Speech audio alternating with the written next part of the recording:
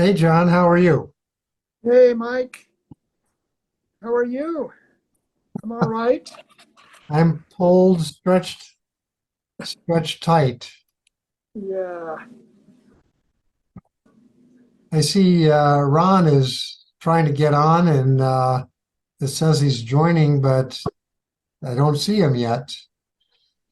Huh? So, hey, Archie, how are you?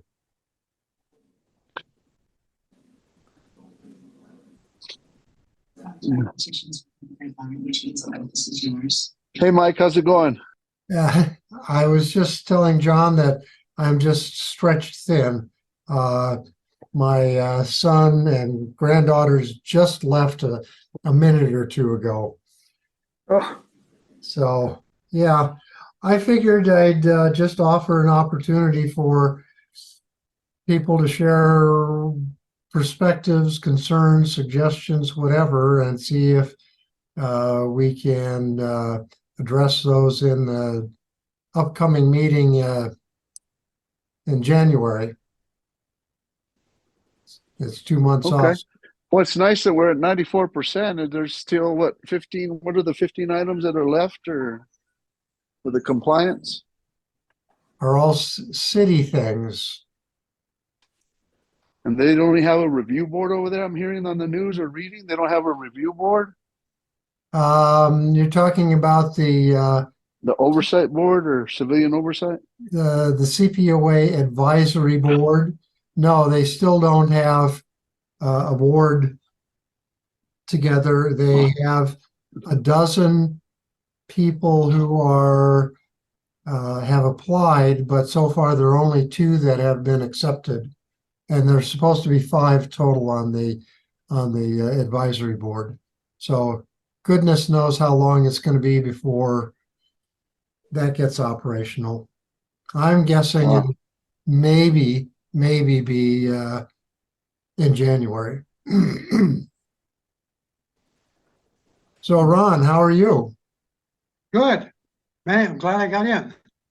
What's up, No, Ron? it was taking a while, wasn't it? Yeah. It's good seeing you on camera, not at the senior center. Although it's nice Hey, seeing you at the Archie. senior center. Yeah, you got it. Which senior center? Highland. It's the Highland Senior Center on Copper.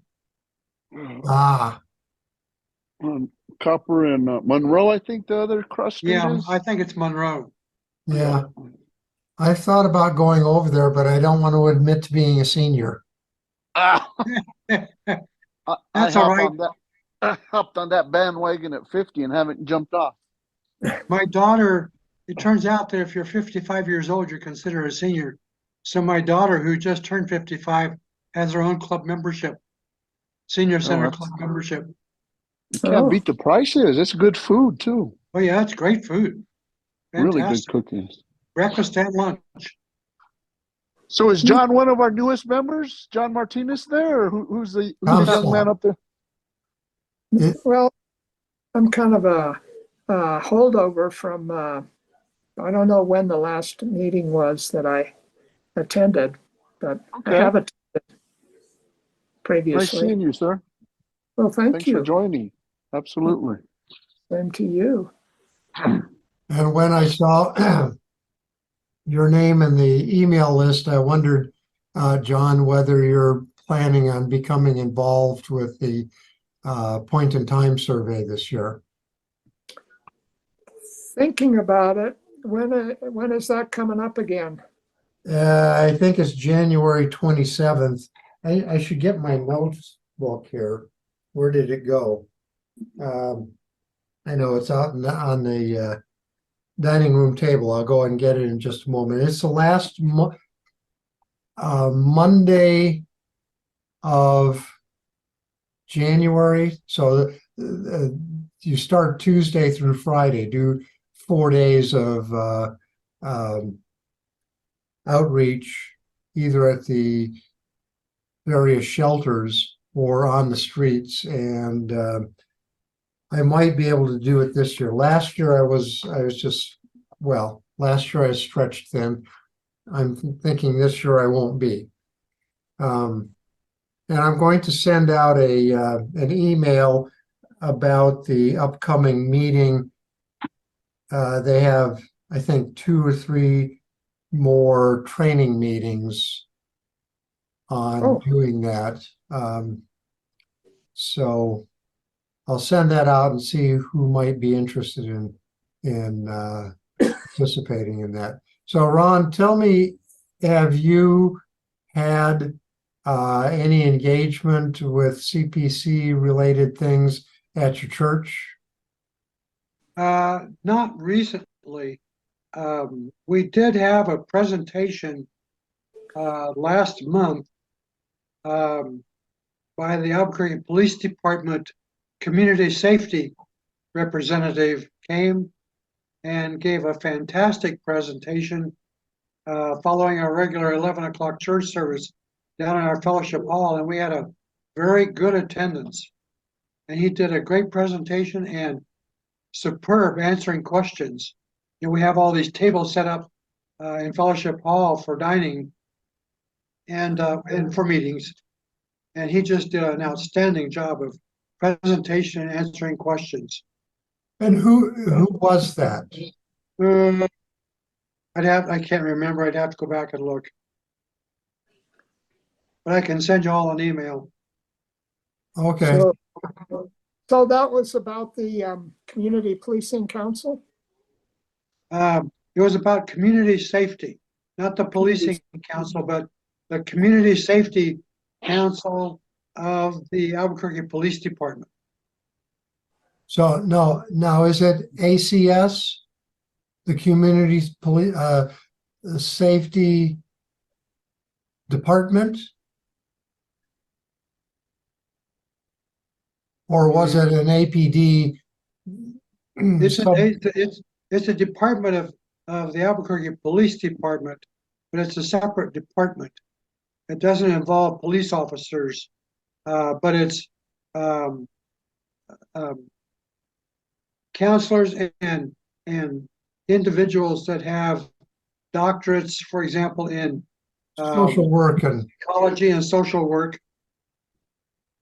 okay, so it is it is actually the Albuquerque Community Safety Department, and that was stood up about a year and a half ago. I think that's it. Yeah. Oh, That's where Angel's at, right? Angel? Angel With was Wellington- Angel with the VIP? is in that, and he had some supervisory function. I don't know if he's still in that. I got a bounce back from my email saying that he's going to be out of town until the 28th, Oh, and wow. referred me to somebody at ACS that I am not aware of, but I think people are really impressed and happy with Hello, Bonnie. Hi, Bonnie. what ACS is able to do, and they've Yeah, got quite a lot of. they've been taking a lot of phone calls from APD, so that's really, I think they're getting not overwhelmed, but they're getting a lot of the phone calls that don't go to APD now. Yeah, I actually tried to connect with ACS through 242 Cops. Gosh, it must have been Monday or Tuesday. One of the former residents of this neighborhood who is mentally ill, drug addicted, violent, and homeless now. He was walking down the street, just walking like this. He had nothing with him. He was sort of muttering to himself, and I tried to get ACS to get in touch with him to see if maybe they could get him over to a shelter or some counseling. But he goes into like the Albuquerque Care Campus, and then a day or two later he says, "No, I'm out of here." Yeah. Then We he gotta ends stick up with it for a in few. jail for 6 months. for breaking Oh, and goodness. entering. What is the Albuquerque Care Campus? I haven't heard of that. I think they have changed the name. It is at about, well, it's on Zuni, and it's a Bernalillo County. Yeah, go. Bonnie, I was just finishing up dinner, and in a moment I'll go and get my notebook. The Care Campus has a bunch of, they have social workers. They have folks that can give minor medical care, I believe, and they have a sobering center. So if somebody is on the streets, they're drunk and they need a place to stay, sober up in the morning, overnight, and then get breakfast in the morning, there's a place where they can do that. I don't know how many beds they have, but that would be, you guys and Bonnie, gals, Wow. continue talking. I'm going to go get my notebook so I can take some notes. It's a fairly large facility. They can handle quite a few people there. So is that what, the Gateway Center then, or what's he talking about? I think it's on Zuni, just across the street from Encino House. The Oh, senior place. That's what I okay. think. That's the Bernalillo County Matson, I think, right? Is it the same thing or not? I want to say it's in the same building. Yeah.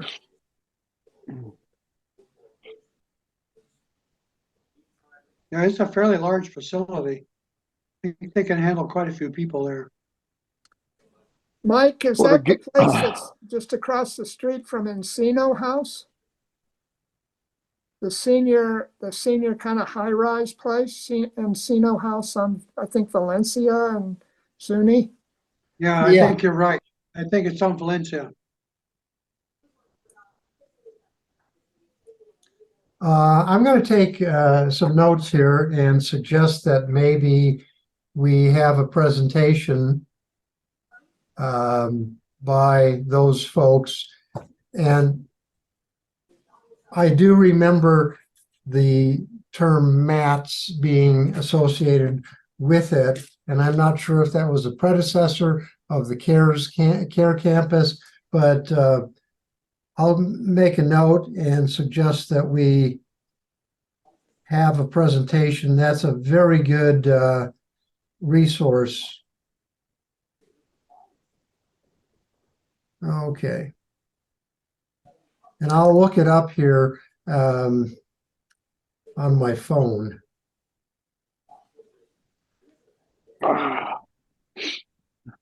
The building for Albuquerque Community Safety is coming along. Has everybody seen that on San Mateo? What is it? What's going to be there? The Albuquerque Community Safety. Oh, nice. I was wondering what was going up there. Yeah. Yeah, it says it was formerly Matt's, and it's a Care Campus now. Detox, Mike. Yeah, I found. I That's just exactly found where it's at. 59 Bernalillo County. Zuni, and Addiction Treatment Center. 48 beds. I've been there a number of times, visited, and I think that would be a really good thing to have at an upcoming meeting. I could probably line that up. They work in the same building as, well, not the same building, but I mean, I work at the county, so I can see what I can do there. Okay, you wanna reach out to them? Absolutely. Great. I'm just taking some notes. What Will is there the name be- of that center? Go ahead, Bonnie. What is the name of that center? Care And- Campus Detox. Care Campus Detox? Yeah, it's formerly Matt's, correct, run by the Bernalillo County Department of Behavioral Health Services, DBHS. Okay, you guys are way ahead of me, so I'm trying to catch up. So this is the one on Zuni and San Mateo that's just going up. What's the date of No, completion? that's not the one. That's a Okay. different one. No, Okay, it's Zuni and Valencia. okay, and that one's up and running? Yeah, that one's Yes. it was Matt's before, and it's the care detox now. Care campus detox. Yeah, Gotcha.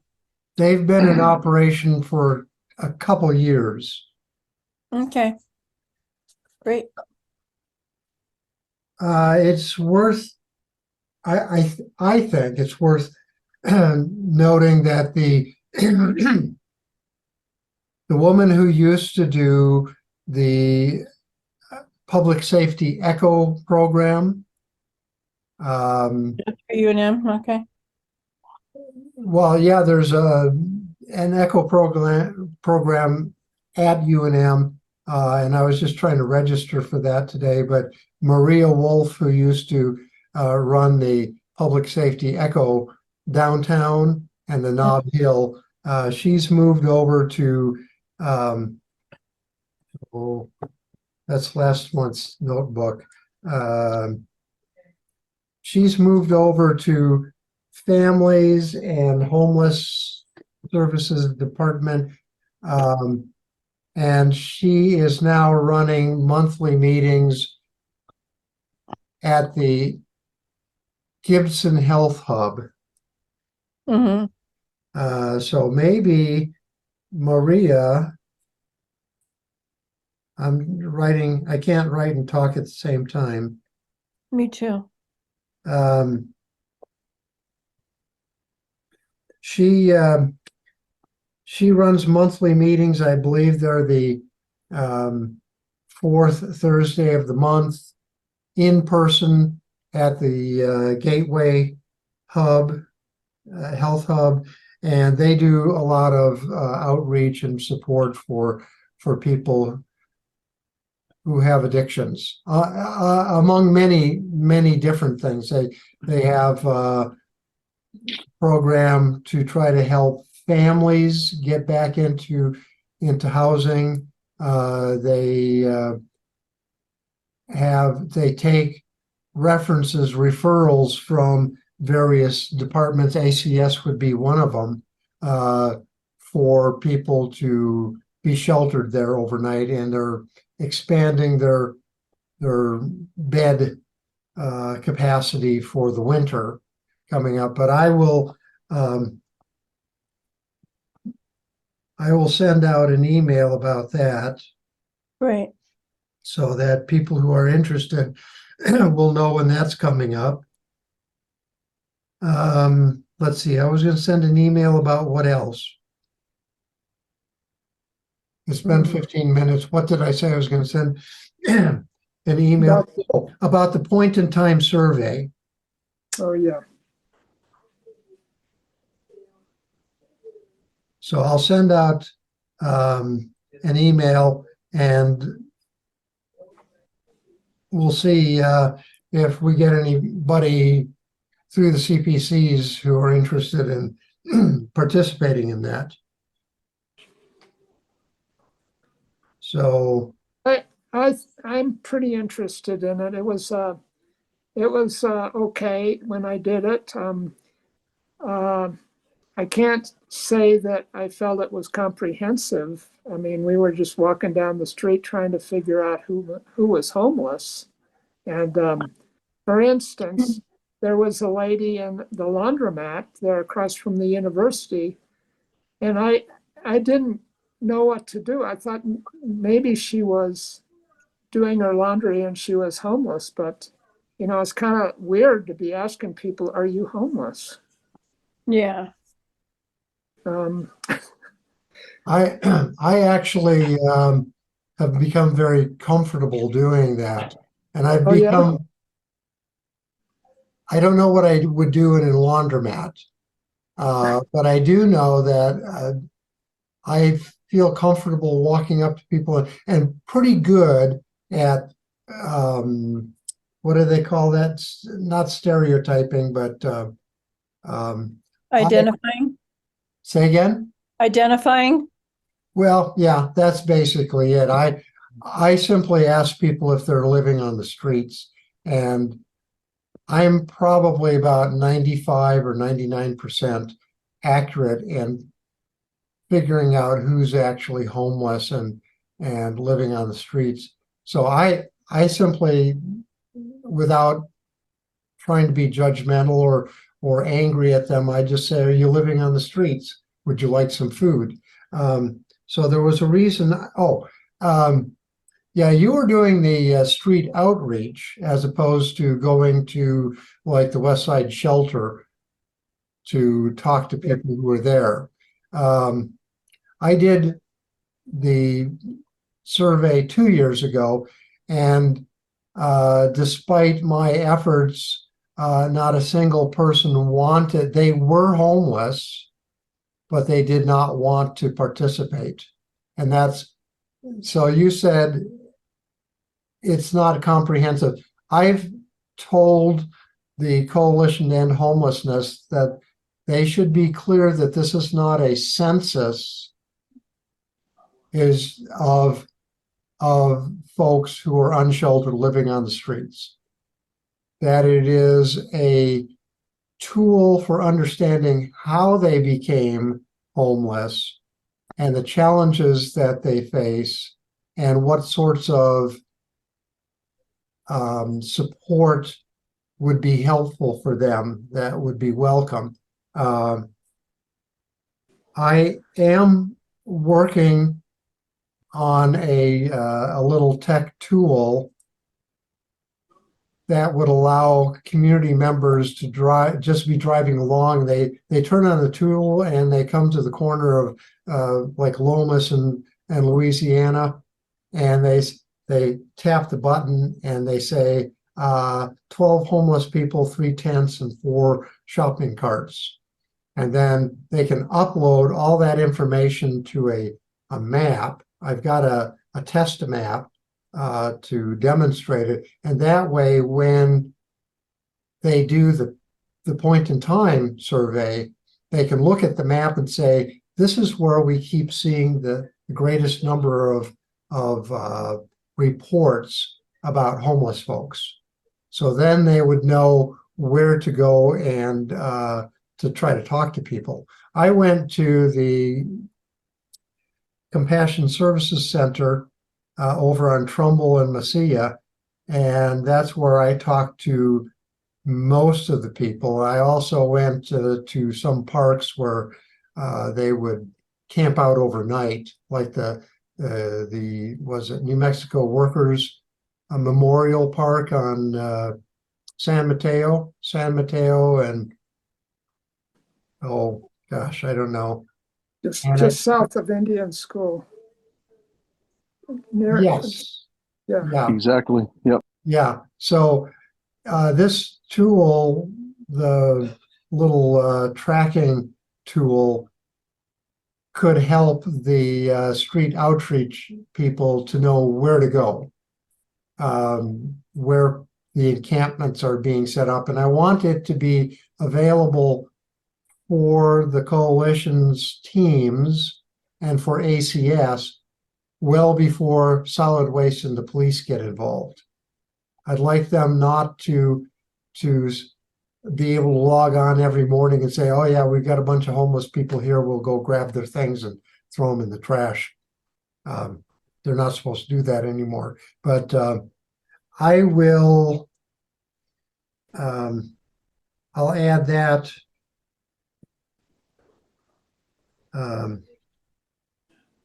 The app that I use is called GeoTracker, and I use it in Android, and I'm looking for, I'm writing notes again.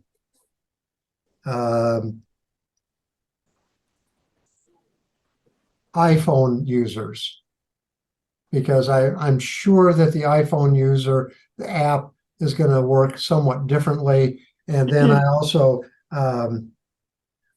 need some help in trying to figure out what kinds of questions people would have about using it so that I could develop a couple of short tutorials online.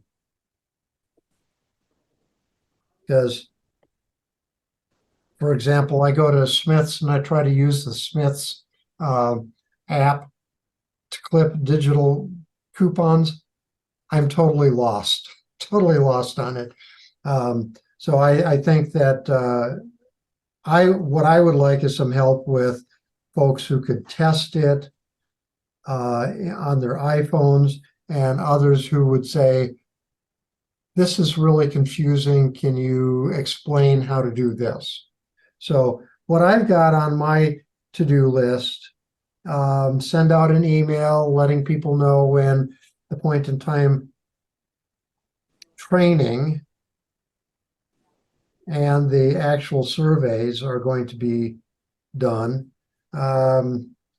Let's see, I will keep after Archie about reaching out to the Care Detox to see if they would be interested in presenting something. And even if they can't make our CPC meeting, Archie, you can tell them this, that I could do a Zoom call with them, or I could go in person with my video equipment and we could like tour the campus and do interviews of the workers on campus, whatever works best for them. But Got it.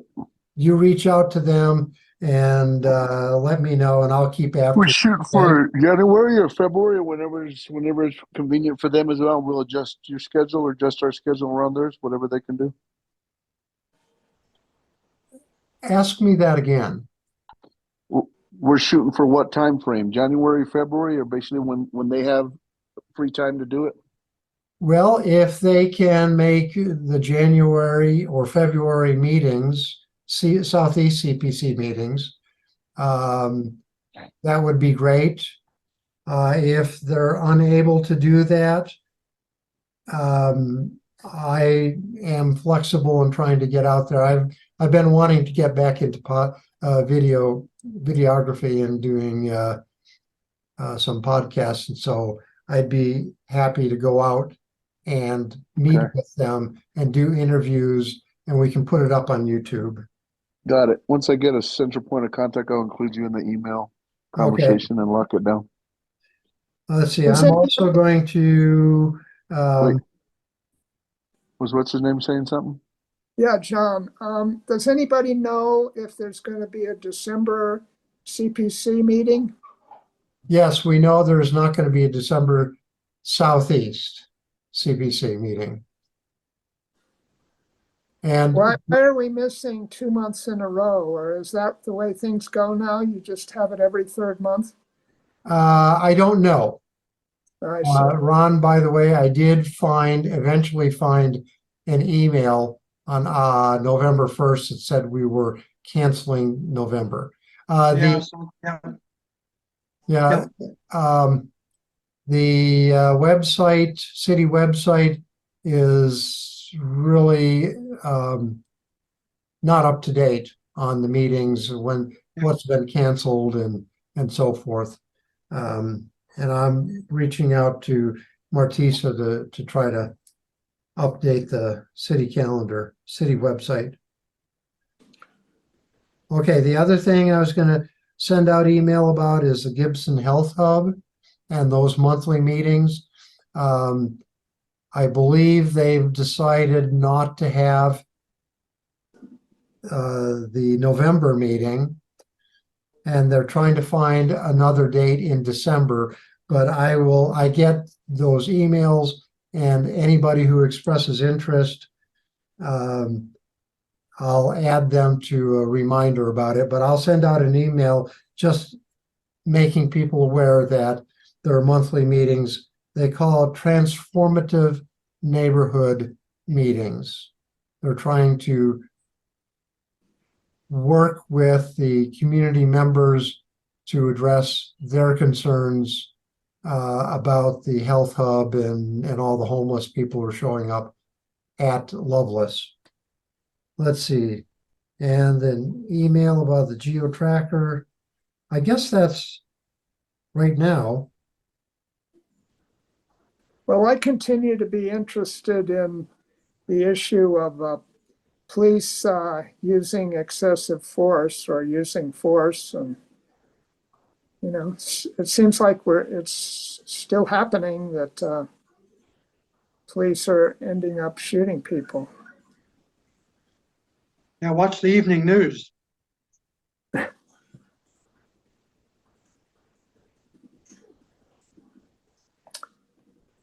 Uh,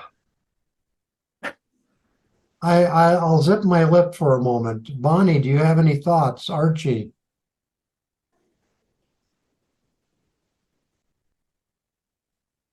I'm really still trying to figure out what we're doing. I think John invited me, huh, John?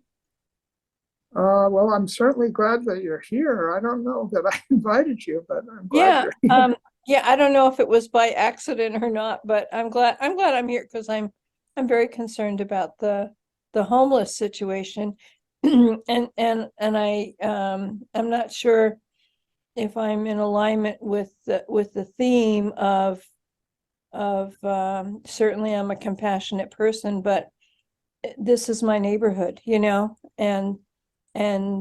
when there's a lot of homeless people around, there is a lot of theft and things that I'm afraid to walk to the gym now because of the homeless migration on that park area that's over by Alvarado and Eastern. There's they just keep migrating there. So, roughly, what are the major cross streets of Alvarado, and it's just almost a block away from the Loveless shelter that we have, the new shelter, and Right. I think you named it over here, and I've heard it a few times on the name. the Gibson But, Health Club? Yeah, the Gibson Health Hub. Yeah, and so it's about a block north of there from Gibson and Alvarado, which is a little bit east of San Mateo.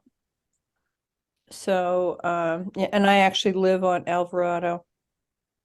Okay, I've So there's a park that you really can't enter, although they have from time to time. It's a lock gate, but they will camp out in the periphery because there's little areas where they can do that. So Is that around And it's got- Wilson? it's right close. Yeah, it's very close to Wilson Elementary. It's in that general area. So Yeah. Bonnie, had you ever been to one of our CPC meetings, either in person or online? No, I don't think so. I thought this was the APD meeting that they have probably about every 3 months, and I've been to that face to face over at the senior center over by the Veterans Park. So Yeah. I'm not sure that I really should be here.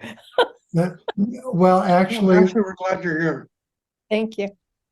yeah, my goal was simply to hear what others are suggesting, what's on their minds, and we know that 2 years ago, a survey identified homelessness as the second greatest public concern. Oh, it's heartbreaking. And do you want to hear my background? You guys Sure. don't know. So I am a registered nurse. I probably should be retired, but I'm not. I'm in am enjoying my life too much to retire, but I work with the diagnostic center in the Southeast area. And I work with special education screening. So we get a lot of homeless children there. We have a homeless preschool that is relatively new, Alphabet Alley. And I screen for special education, the preschool population. And there is a significant increase in homeless kids running through those programs for testing. Yeah, but the majority of our kids are, medical conditions or, might just need speech. They're not very, unusual, but the homeless population is quite unusual at times, profound, where those kids are not socialized, yeah. So you can imagine what it's like being raised in a homeless encampment and the kids act different. I believe it. Let's see. I should have a separate notepad about questions I wanted to ask. I forgot. Well, one question is, are you aware of the controversies about safe open spaces? Certainly I watch the news, and I've actually stopped and talked with the trash people when they're clearing out the people, from, and I can't say I probably share, I'm guessing I don't share the compassion that I'm hearing from you guys on clearing them out. I think it appears that they are, and I have thanked the trash people for doing something about it, because it just keeps growing and growing and growing. They get 2 or 3 families there, and they're established, and then the next thing you know, there's 6 families, and it's my neighborhood, and I live there, and I try to walk to the gym, and I can no longer go that way. I have to go around because I feel unsafe. And I've had homeless people try to break into my apartment area that I know they're homeless, and they jump on the roof and jump down, that one guy, and then he actually tried to get in my home when I went out to so I'm not scarred for life or anything, but that's what I see. And I do see that there are programs, and I'm all for those programs. And I think what I was told by the trash people were they were given adequate notice. And he actually thought I was coming up as an ACLU member to yell at him for clearing out the items that these people were accumulating, that they carry around.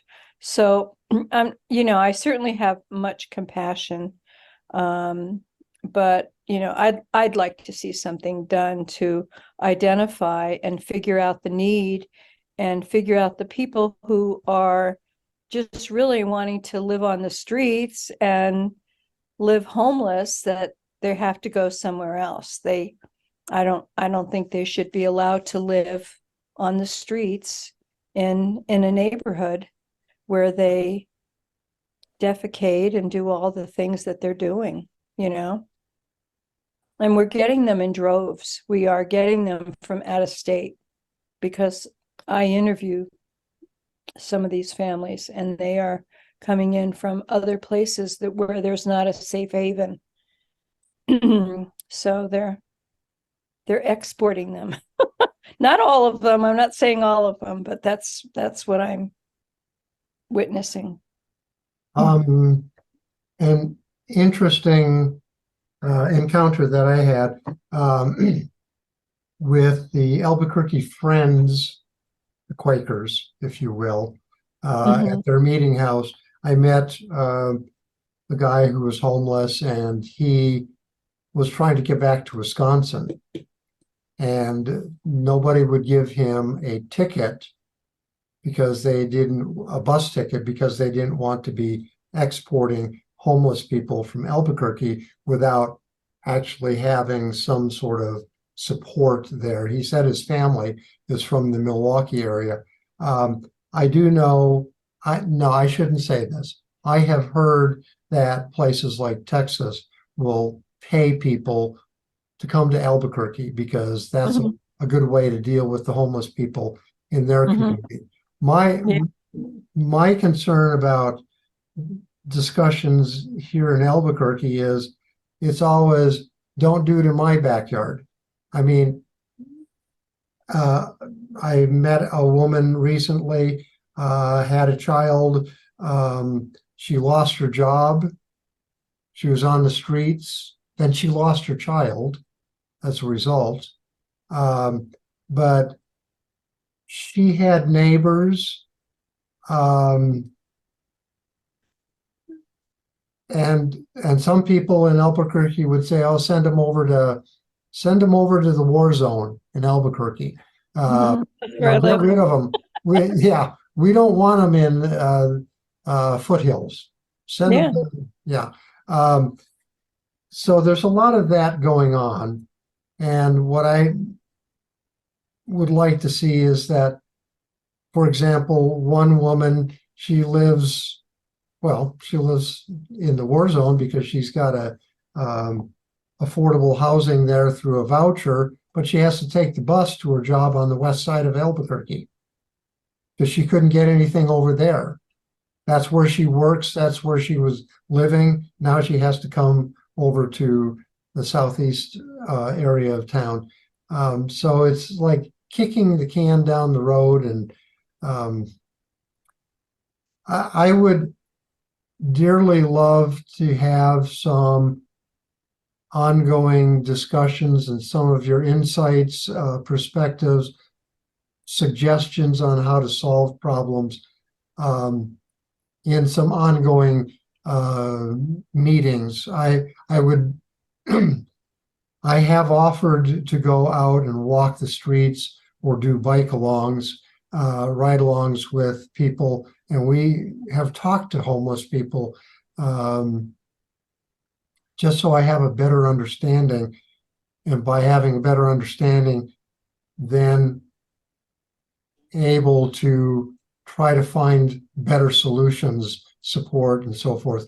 I will say that my contact with the Albuquerque Friends, she said in a meeting a month ago that a lot of people do want help and they try to get it and they find out it's unsuccessful. They go through multiple applications to get help and nothing ever results from it, and they feel helpless. Not helpless, hopeless. And I do know that there are people who are living on the streets who don't want to live someplace where there are rules that they have to, get along with their neighbors. They don't, they have to get along with their fellow encampment, folks, but sometimes they don't do a very good job at that. But I did put my contact info into chat here, and if you have any interest in sharing more of your perspectives or having me come over and just walk through your neighborhood, and I'll do that. I've done it, and I'll do it again, and it'll certainly help on the point in time survey, to know where I've been through that area. I've actually biked through that area a number of times, but it does change over time. So you can get in touch with me and I'll try to find ways to bring your message to the city and other community members. Thank you. Yeah, I appreciate it. Yeah, I'm really not that opinionated about it. You know, as a nurse, and we always get involved in social, psychosocial issues, you know, I want to be supportive, but, I'm not, you know, I'd like to see action, done, you know, and possibly my views might differ from what I've, you know, heard a little bit here. You know, and I certainly always want to, you know, I'm very service oriented. I'm very involved with my union and that leadership, you know, as far as being an organizer and proactive with fairness for all kind of thing. But I'm definitely no enabler, you know, as far as thinking that I just don't think it's an appropriate lifestyle. And I would I would be more solution oriented rather than I don't want to say I wouldn't be sympathetic, but it might sound like that sometimes because I want to see stuff get done. It's frustrating, and it's getting worse. It's not improving.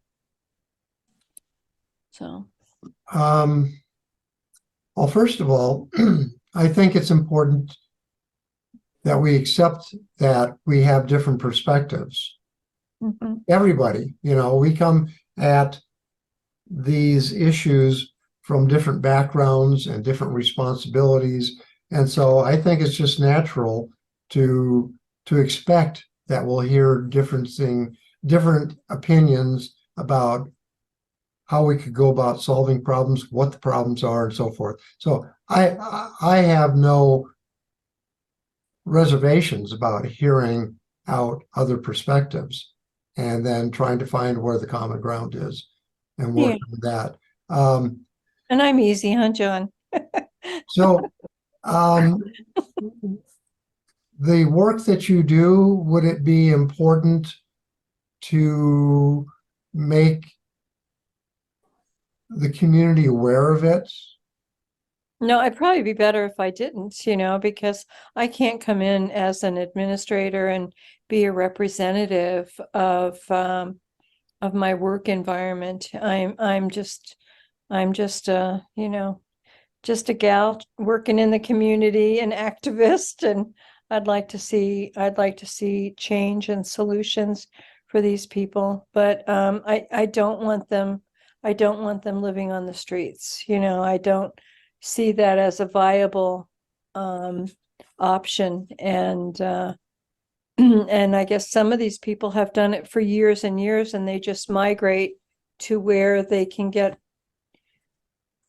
established and not be bothered as much, you know. This is probably a spillover from that large encampment that was going on that grew out of control and they closed it down, is my guess. Well, Coronado Park. Yeah. Yeah. Mhm. Um, And new people are coming in because maybe our weather is a little bit better than some parts of the country, and Yeah. other states are not allowing. They're probably harassing them beyond their capabilities of tolerating it. but the reason I asked about whether the community should know or would benefit from knowing about the kind of work you do, if there's an organizational structure that somebody can talk about. If you have these kinds of issues, here's one place you can come to get some support, some help. I could give them names of who could be that support, but I couldn't be representative of, I could bring in probably other people because I don't necessarily, what we do is we work in teams, and I don't necessarily deal with the support group directly, but I do know who does, so they would, and as a nurse, we always get supportive information of what's current, and if we run into this is what we do, or this is who we call. I could probably give names of people that you could invite to be that, but I wouldn't want to be a representative of my company, of my business, because I'm not, that's not my title. I like saying I'm just a nurse. And I'm well educated, and I love nursing, and I love caring for my population, and my population is the poorest in the city, and I love being a resource for them, and finding information for them, and getting them in touch with services. But to come into a group like this, it would be frowned upon, because there are other people that would do it better than I would. Well, why don't you do this? And when you talk to them, this is not something that has to happen tomorrow morning, but you talk to them, just say, would you be interested in helping the community know about an additional resource that I was in what day of the week is this? This is Thursday. Thursday. So I was in a meeting yesterday, and one of the comments was about helping police understand the stories of community members who had some behavioral health issue, mental illness, if you want. The person who was speaking from his own experience was schizophrenic, and it was really quite a story his mom was telling about how she tried to help him get help and deal with his issues. But later in the discussion, I guess as a mom who has a 19-year-old son now, she wanted to know if there were some resources for young kids. We're talking about elementary through high school age, who have behavioral issues. Oh, there's tons. Yeah, There's tons. I know. And I suggested to her early special education through APS, the Mhm. schools, because that's where a lot of the behavior is noticed. And the school that two of my family members goes to is very good about special education and needs of that sort, but they're far from perfect, I guess, because they're stretched thin just like everybody else is stretched thin these days. But I think it's always helpful to know where there are resources and what kinds of resources people might be able to get. And so some of what you do sounds like it might be helpful for that particular mom had she been in touch some years ago when her kid was in school. Yeah, and what I work with is early identification. And I work with the preschool population before they hit kindergarten, although sometimes we'll get a kid that should be in school and the parents aren't sending them, so they might be around kindergarten, but usually I work with 3 and 4-year-olds, and we do early identification, screening, and testing. So if a parent wanted to say, well, I think there's some behavioral issues with my kid, and he doesn't get along with anybody, and he's always picking fights, or whatever they're seeing, then I could give them a number to call, and then we set up screening, they set up, the parent has to initiate it. I can't solicit. It would not be appropriate to solicit, but for me to come to a meeting and identify myself as a great resource, my management team would severely frown upon that. They would want me to send somebody else. And Because yeah, I'm just a nurse, which I'm happy about. so a quick question, then I want to open it up because I blab a lot. Sorry, I do about this. I do too, and I love my job, so. Do you do assessments, early assessments of for autism? Yes, big on autism. Okay, Yeah. one of the comments that I made in this meeting yesterday is that a lot of parents are in denial that Totally. they think maybe they're just a bad parent or their kid's having a bad day, but what it really is on the autism scale somewhere.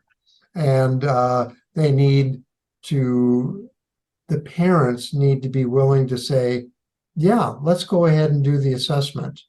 I mean, we've been through that ourselves as grandparents with grandkids, and it's cropping up in another part of our family. But we know that a lot of parents are in denial Big about. time. Yeah. And will often, not always, but will sometimes refuse services. Not to get off topic, but I just saw a show the other night. Remember John McEnroe? He's on the spectrum. They finally figured that out. Remember how he would have all those outbursts and just be crazy? And they showed this one interview and he's with the press and the press, can't you see that you're doing this? He goes, nope, don't see it. And his family, and my friend pointed out to me today, who does screening for autism, when I was telling her the story, and I said, and his family was going along with it. And she said, don't you think they're on the spectrum too?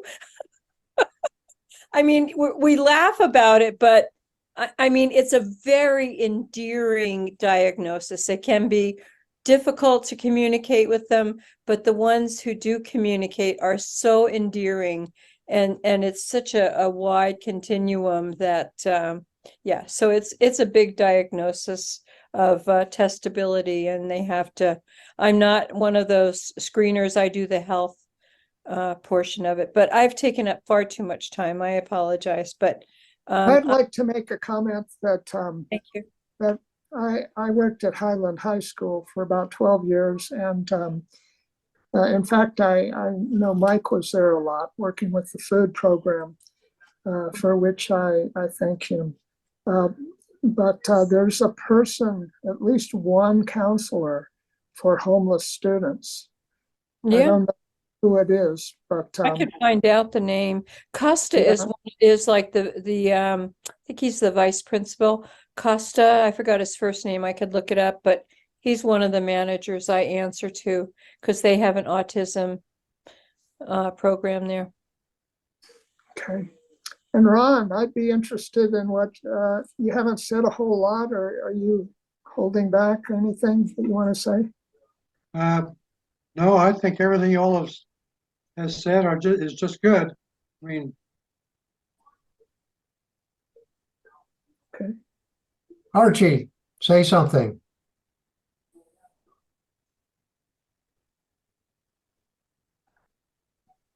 Something. Oh, That's boy. exactly what I was expecting. thanks, Archie. Uh,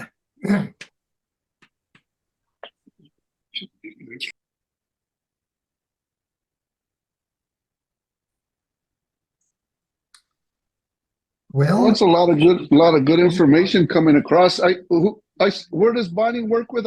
Did she say, or did I miss it, or? I'm at the Southeast Diagnostic Center over there, over by Lowell Elementary. I work with the preschoolers. I'm in Child Find, if you've heard that expression. No. Is that a Yeah, government okay. agency, 501, or what is Through that? APS, Albuquerque Public Okay. Schools. Got it. All right. And all of us, there are 3 centers. We all deal with the homeless population, or work with them, I should say. And it's called the McKinney-Vento project. And, but I would comfortably say that I have by far the largest population of homeless in the southeast area of the I center. always ask about veterans because they're near and dear to my heart. Since I'm retired, do you ever come in contact with any kind of veterans? Do you work with a healthcare for homeless veterans on VA campus? No, I haven't, because I Not work at all. with children. Yeah, Children, I work with but with their preschoolers. parents. It's not really, I do work with active military more so, you know, Okay, families. Yeah, okay, that's great. I appreciate it. Thank you. Nice of meeting you. course. Yeah, of course. Thank you so much. And a lot of work through CYFD, we get a lot of those kids here. Thank you.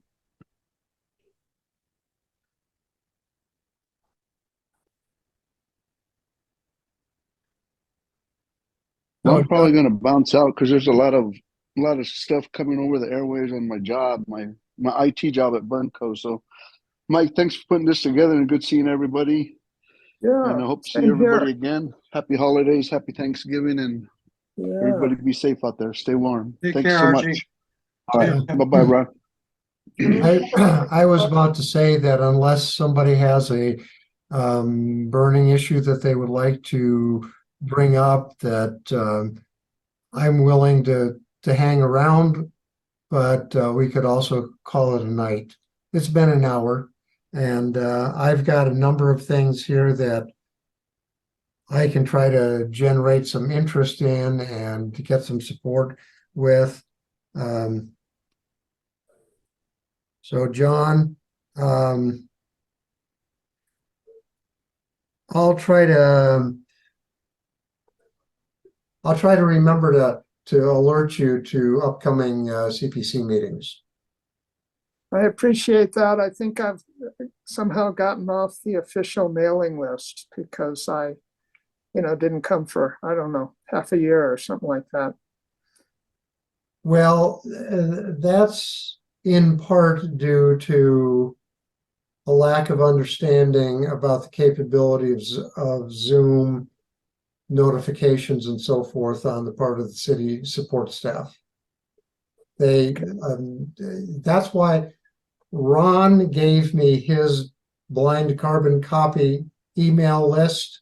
What was it, 2 years ago? Yeah. And I added to it from the people who did register and attend CPC meetings. And that's how I sent out the email about having a discussion tonight. I'll keep updating that and email list, and I'll send out reminders. I was doing the reminders because our city support staff was not doing it. And I'll resume that come the first of the year. And I'll probably also just offer to have some discussions on a kind of a regular basis. If people show up, say, hey, I've got a new idea for something we can do at the CPC, or I know something that is a good resource for the community and maybe you can publicize it and so forth. I'm happy to hear those out and try to, leverage all that interest and so forth. So when we resume, will there be members of the police force there at our meeting, or a member at least? well, they until recently they have had APD officers, yes, but it's not been real stellar for the past, I don't know how long. I haven't seen Commander Langwood for a fair length of time. Ron, what was the last meeting like? Well, Langwood was there, did give a presentation. I attended in person. And, um, and, there weren't very many people in attendance, but, he gave a good, crime report talking about statistics and where we were. So it was a pretty good meeting, small meeting. But I couldn't tell for sure how many people came in through Zoom either. Well, I kept trying to come in through Zoom, and Kelly had me as a attendee. And anyway, I couldn't connect as a CPC member. Yeah. As a panelist, and then it was too late. The meeting was over. I did look at the Zoom recording, and I didn't note language there. So anyway, I'll go back and take a look at that. All right. Well, I've enjoyed this. There's always stuff to do and stuff to learn. I appreciate that you're all involved. Yeah, it's definitely so important for our community to find some solutions. Yeah, I have been going to the Gateway meetings, and they're pretty good. They're pretty good. Yeah. Invite me sometime, John. I'm one of those. That might be interesting if they'd let me come. I mean, I'd kind of like to know what's going on, I'm kind of nosy, but, and I do want to see solutions for these people. I do have compassion, but it's hard to have compassion when it can be overwhelming. It kind of goes in waves. And I'll hang on because I do have just one question for you, Mike, when others gonna want to have hang to up. leave I in don't want just to a take up little bit. everybody's time. Thank you Okay. so much. Yeah, It thank was you. nice to meet you. I'm sorry I didn't get to chat with Ron. Okay. Okay. Well, I'll hang around till you're done. So, I know they have the social workers that go out and I've seen them in the field. I've had them one of my neighbors complains a lot, and so he'll bring them in, and then I'll wind up talking with them, and I'm just thrilled to see them because I think they're an important aspect in solving problems, social issues, but I haven't seen them lately.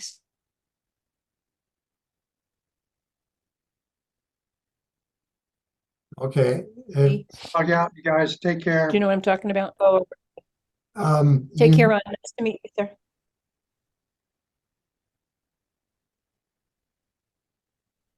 Your Maybe that's the least question. your internet connection seemed to have froze up there for a little bit. Oh, sorry. So the social workers through the APD department, are ACM. they still ACMs? Okay, so they're still engaged and they're still active in the community. Are they expanding on that program at all? They are. They have, the last I heard, they were trying to expand to 24-hour coverage. Right. They had begun, whoops. I'm gonna let this guy in. I'll tell him that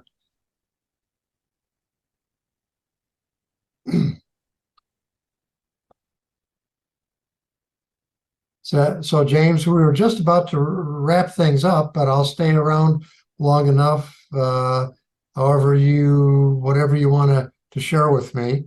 But anyway, I was telling Bonnie that the initial staffing that they had for ACS, Albuquerque Community Safety Department, not totally separate from the police, but Mhm. all of the referrals were being through 911, 311, and 242 cops. And if you did the 311, you'd be put into a queue, and they'd eventually send a notice over to ACS. And it could be a day or two or three before somebody got in touch with whoever you were calling about. Yeah. But they initially started out basically early morning to early evening, 5 days a week, I believe. And then they went to 7 days a week. And now they're trying to get up to 24-hour coverage. Well, that's great. Yeah. Yeah, I think they're really they're a great option. I was just curious about that. Well, reach out if there's anything you have questions on or what have you. I'm not sure how valuable I was to them coming into the group tonight, but I Yeah. appreciate the opportunity to meet you. I did not have, I have my own personal priorities and projects that I work on. But this was meant as a conversation. And some people like me, I tend to blab. Some people are more outspoken, others simply listen. And unfortunately, the way that the city is running the Community Policing Council meetings is not very conducive for an extended conversation. Mhm. And so I wanted to provide an opportunity for people out of the clear blue to come in and say, hey, here's what I see, here's what I experience. So I welcome your participation. Thank you so much. It was great to meet you. I hope I Good. see you again. Thank you. I'm sure you will. Yeah. I've got your contact info there. Yeah. Reach out if there's anything and if anything, I could put you in touch with other people. Okay. Yeah, I would not be initially, a good representative, but I could be a good in-between person. And I'm very much a community activist, and I've worked on several programs and projects with John. So Okay. thank you so much. Have a great evening. Well, thank you. Thank you, Mike. Right. Bye-bye. Bye-bye. So James, Hey Mike, how's it going? well, I I don't know all the time how things are going, but I'm pretty busy and overwhelmed with lots of stuff. How are things going for you? Things are going okay. So what you guys were talking about ACS tonight? Well, let's see. Let me go through the long list, and you have apparently computer access, and I will eventually put the first part of this meeting onto YouTube. I'll stop it right at the point where you and I started talking, because that's private health, Oh yeah. yeah. So we're well acquainted with HIPAA and private health information going volunteering at Presbyterian. Okay, let's see. We talked about the annual survey, the point in time survey. Are you familiar with that? Is that the text message survey that you get after you call 242 cops?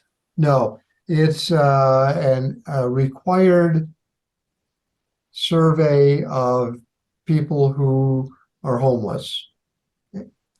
It's Okay. required biannually, but Albuquerque does it annually. And they go out and they talk to homeless folks about, how did you become homeless? What are the issues you're facing? What kinds of resources would be helpful? Stuff like that. It's required by health and urban development. So that's coming up the last part of January, and there's going to be some training coming up, at least I think 2 more trainings for people who think they might want to participate and support that. So there was that. We are going to be looking at the Bernalillo County Care Detox Campus and their programs. Are you familiar with them? No, I'm not. Okay, it used to be MATS, and I don't remember what MATS stands for, but they deal with lots of addiction, people with addiction problems. They have a sobering center there. So if you're drunk and you don't have a place to stay, you can come there and you sober up overnight, have a place to sleep. In the morning, they give you breakfast and try to get you in touch with resources. We're going to try to have some information or presentation about that either at a CPC meeting in January, February, or I'll do interviews either by Zoom or in person with my video equipment and get the word out about what they do. Yeah, I used to work there. Did you? Matt's, yeah, over at Turquoise Lodge. Well, I was when Cecilia, do you know Cecilia? Forget her last name. Cecilia, she was part of the meth task force, and then she was running Matt's and Turquoise Lodge, and she was trying to get me in with the Department of Health to get me in as a counselor there, because I would go in there and I would help them out there at the Matt's, and I would uh like share some, like, have their meetings with them and stuff like that. And Uh-huh. so yeah, I mean, yeah, I used to volunteer there. Well, not work there, I volunteered there. So Yeah. Well, we're going to try to get some information out to the community about all the stuff they do.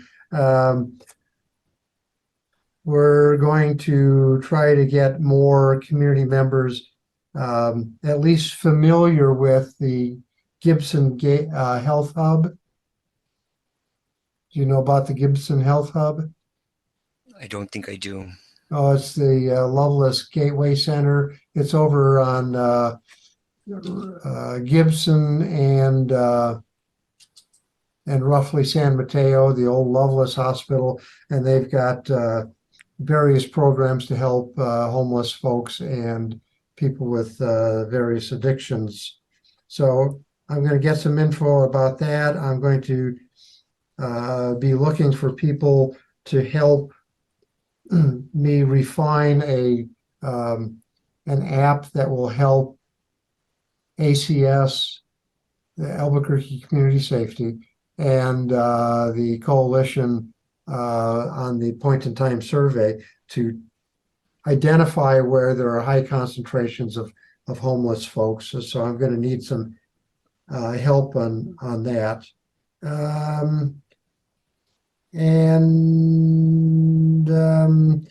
Those were the major topics that we talked about, homelessness and trying to develop a conversation in the community about how to help,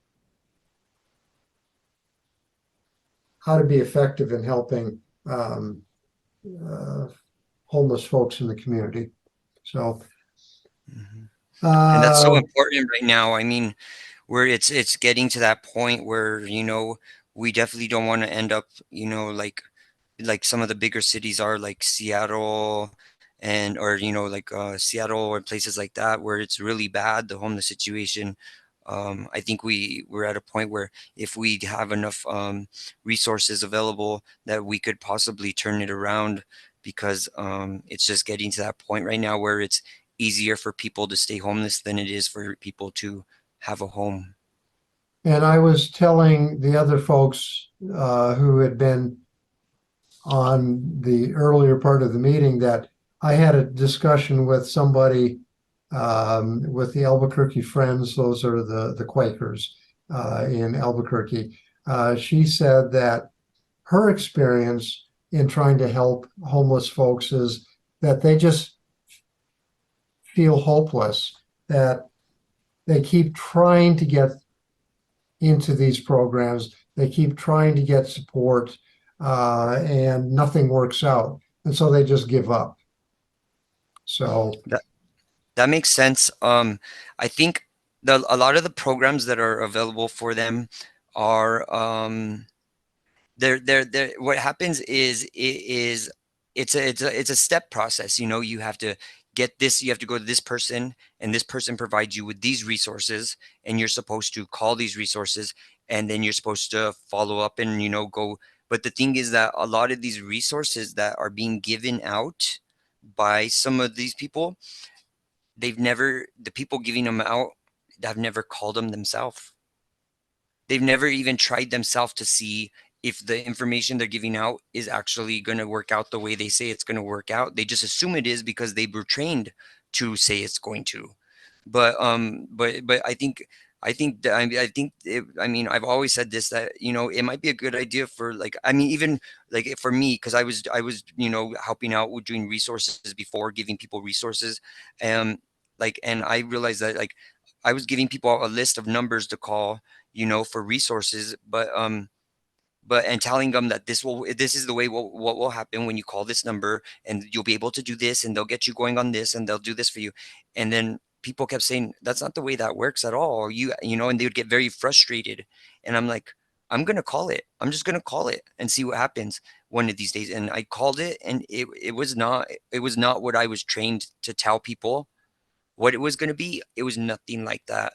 And I think that, like, that's what makes it most frustrating for a lot of people that are looking for resources, is they're handed a list of numbers to call, and they're told that these people are going to be able to do this and this and this for them. But then when they call those numbers, that's not the way it happens at all. Like, you know, it ends up being different. So once it ends up being like, they're once it turns out being like, oh, they said it was going to be this, and now all of a sudden I have to do this. What? They give up. They just give yeah, up. They're like, forget this. I don't want to deal with it. yeah. And I think that's um, somebody wrote to the Journal Wednesday, the 8th of November. So that's, 8 days ago. Um, and he was saying homeless people just want to be homeless. And what this other woman was saying, based on her experiences with the homeless, not with the agencies themselves, uh, is that they feel hopeless because they go through these endless iterations of trying to get help and nothing ever materializes. And I know from personal experience that, for example, there are certain organizations that have hotel vouchers, but you have to keep calling and calling and calling. And if you don't have a cell phone, how's that going to work? And there's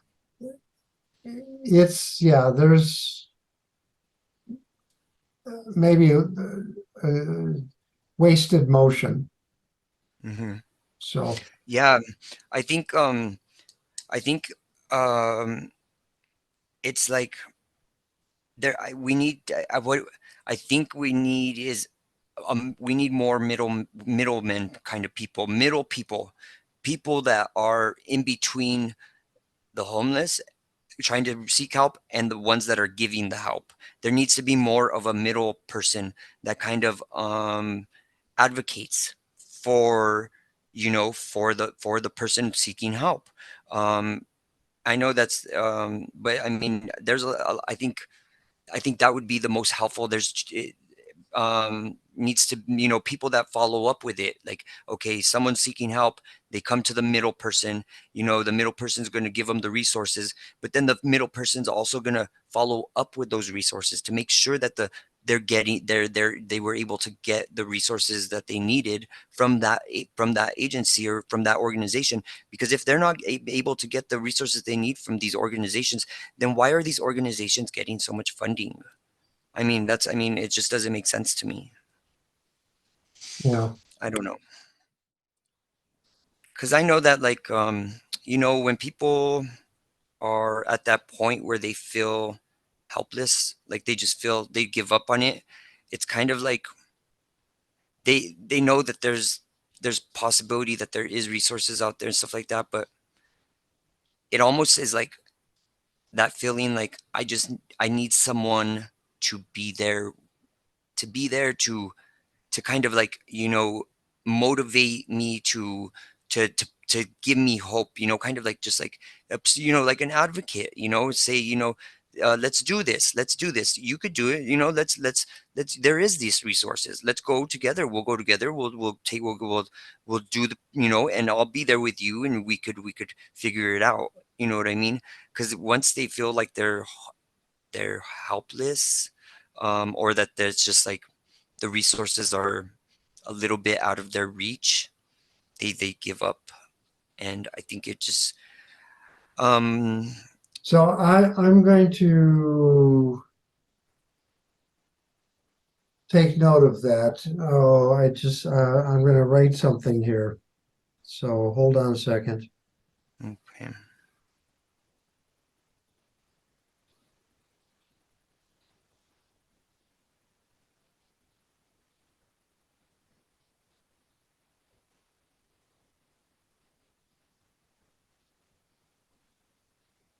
So somebody to help them navigate the bureaucracy. Hmm. Definitely. And so that's someone that's going to be able to also kind of, check back with the resource that they're reaching out to make sure that they actually got the resource or were able to complete the process of signing up for the resource or whatever it is. Because they get sent to these resources, then they get there, if they get frustrated because of one little thing isn't supposed to be the way they were told it was going to be, they leave or something and they give up, Yeah.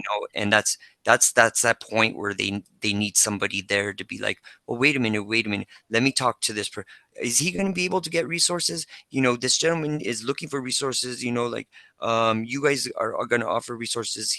What exactly is it that he needs to do to make sure he's going to get what he needs today? Like, you know what I mean? And so that way, like, kind of is able to work with, kind of like work with them, because it's like, it's that frustration that, will just make people say, it gives them the F it's, you know what I mean? That they get the F it's like, oh, just F this and F that and F this. I'm done, and I think I served in that role with the homeless woman that I saved. Um, that's a long story, but I sort of kept after her and kept after Barrett Foundation to make sure that they worked things out, and she got housing. She needed other help, and she did eventually reunite with her family. You let me know when, and I'll text you in just a little bit from my main phone. You let me know when you get started at settled in at Presbyterian and in radiology, and I'll probably stop in sometime and say hello, because okay. I'm on the volunteer services board, which is in turmoil right now, but hopefully we'll get things squared away. So I'll add you to my contacts with the new number, okay? Okay. You know what? I think you got me going on this this topic. I'm kind of interested into doing some research. I think I'm going to start doing some research and looking into like programs that other cities have tried, or something, you know, other cities are having success with in specifically with, you know, being able to advocate for the homeless, into getting resources and just kind of see what's going on in the world, you know, see if there's any successful programs. So that way, maybe I could get something together, maybe in writing, and, you know, with resources from, or have sources from, you know, other cities that are successfully using programs, and see if we could get something going. Just, you know, bring up the topic, you know, at one of the meetings sometime. I think I'm gonna, if you don't mind, I would like Oh, I to. would love it. Okay. I mean, part of the my frustration with the CPCs is that there's not enough brainstorming and there's not enough um, encouragement for others to go out and start doing some, just like you were saying, you know, do some research, come back with some ideas. Um, and so I would really welcome hearing what you find out. Cool. Cool. Yeah, I'll definitely do that. Yeah, I think that's gonna be a little project for me for right now. Okay, well, I'm glad to see you tonight. Um, and I hope to see you sometime soon. Yeah, when's the next meeting? Not until January. I don't have my calendar in front of me. Um, I do have it in front of me. Let's see here. It will be January 18th. And I told, you know, I need to write another note here.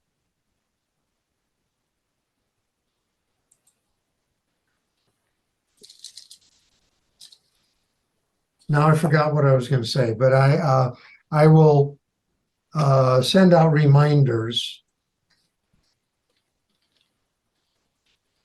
because the city support has sort of fallen into, well, they're just not doing a good job. So I'll when it comes time for the January meeting, I'll send out a BCC reminder for people who have not been contacted for the past 4 to 6 months, and I'll make sure that you know about it. Okay.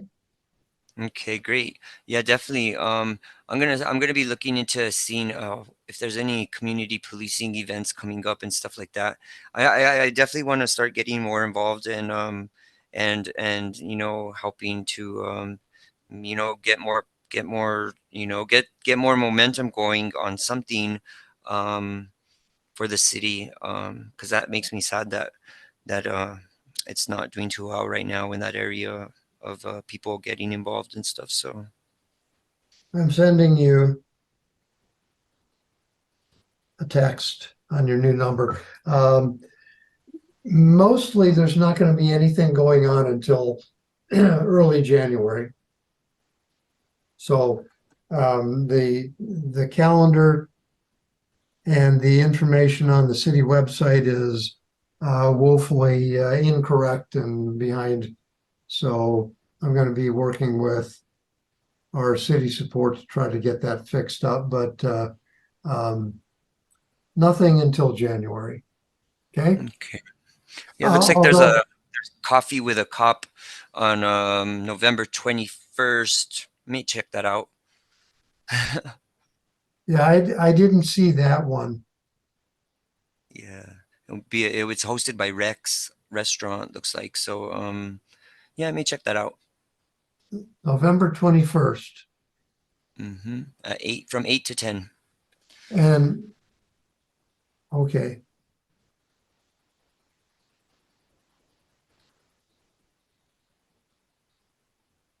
Okay. Well, the 21st is going to be what day of the week? Looks like it's gonna be a Tuesday. It's next Tuesday, this coming Tuesday. Okay. What do I have on Tuesday? Oh, I've got a doctor's appointment, and that's from what time to what time? It's from 8 to 10.